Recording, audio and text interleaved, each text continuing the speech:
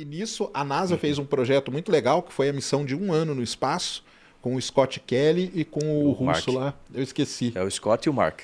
O Mark é o irmão gêmeo dele, que ficou na Terra, e o Scott Kelly passou 1 ano no espaço. Para ver o efeito Para comparativo. ver o efeito no corpo humano. Porque o corpo, tá aqui o Marcos Pontes, Era que isso pode que eles dar estavam experiência. querendo falar antes do podcast. Gente, fica quieto, eu quero falar Não, dentro e ele do tá aqui, podcast. ele pode contar pra gente quais são os efeitos, cara, que você ficar no espaço dá no corpo. São muitos efeitos.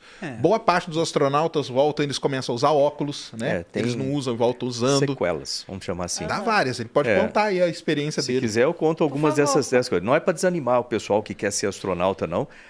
Mas faz parte, é bom ter o conhecimento. Porque a gente tem que entender, assim. porque imagina você viajar 1 ano até Marte, chega lá e agora? Você vai ter que descer sozinho. É o que eu brinco com a apresentação do Elon Musk, ele coloca o astronauta chegando lá, abrindo a porta, sozinho, tranquilo. Eu falei, cara, não vai ser assim, né? Mas conta aí. Lembra o seguinte, no espaço, o espaço é um ambiente muito hostil para a nossa saúde.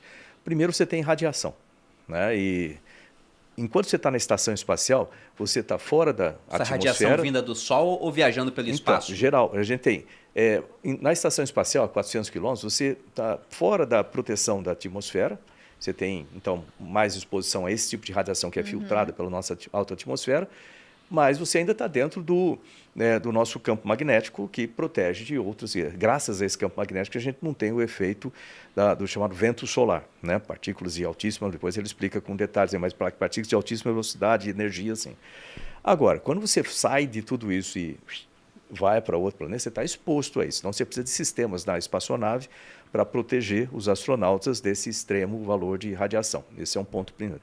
Nosso corpo, obviamente, é muito suscetível à radiação.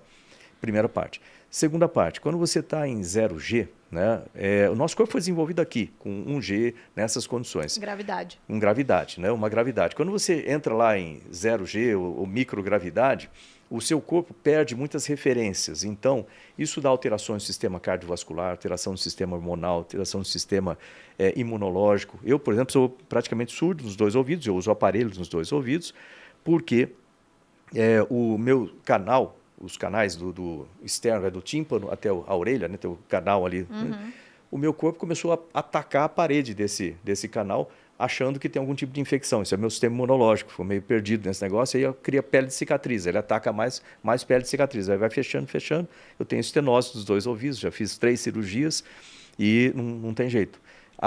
Isso foi a missão?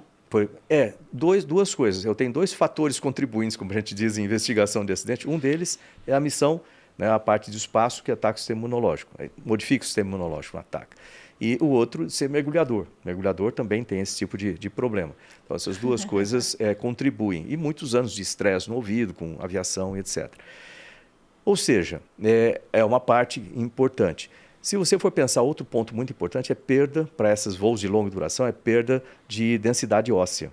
Então, no espaço, como você não tem o peso do seu corpo em cima dos seus ossos, o corpo é muito econômico, ele fala, não preciso produzir células ósseas. Aí você fica com osteoporose induzida pela microgravidade.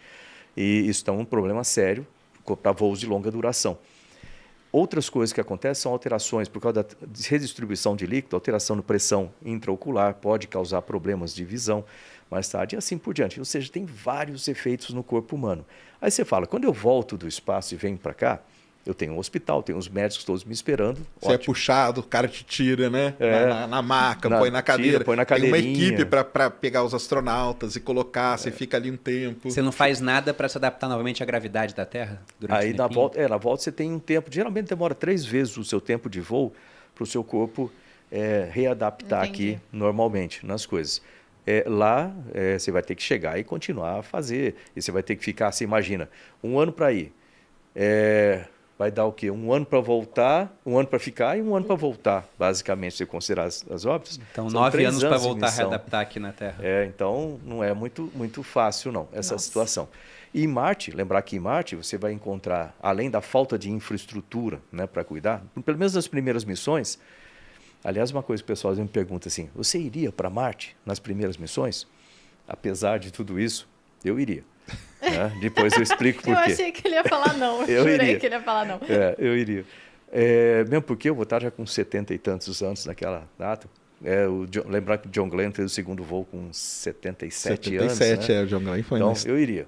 Agora, lá em Marte, você também está sujeito, lembrar que a atmosfera é diferente daqui, tem todas essas questões de atmosfera, do ar, entre aspas, que existem lá. Você está exposto à radiação, tem a temperatura também altera bastante.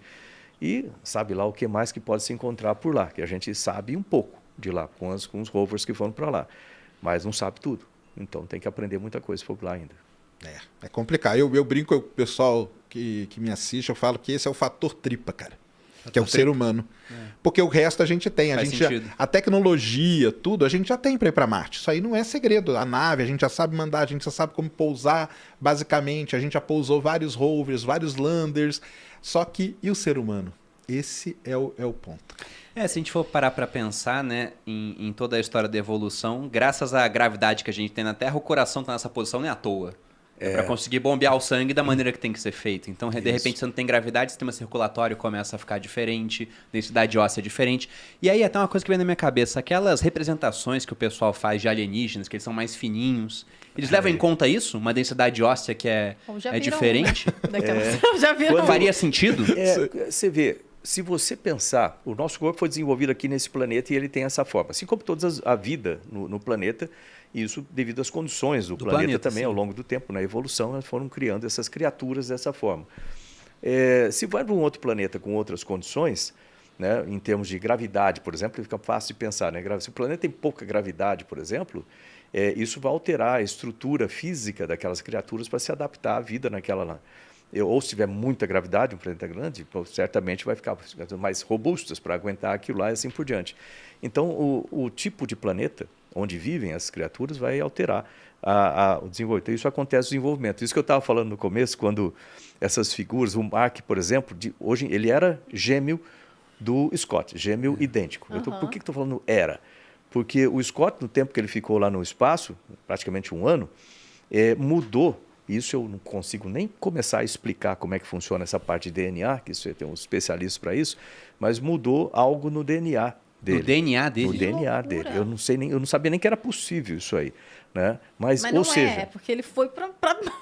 Nas condições da Terra não seria possível. Se você ver, se você for analisar, não são mais gêmeos. Né? Então, a gente teria uma nova raça de seres humanos em pouquíssimo tempo, se a gente começasse a explorar de fato o espaço. Com certeza.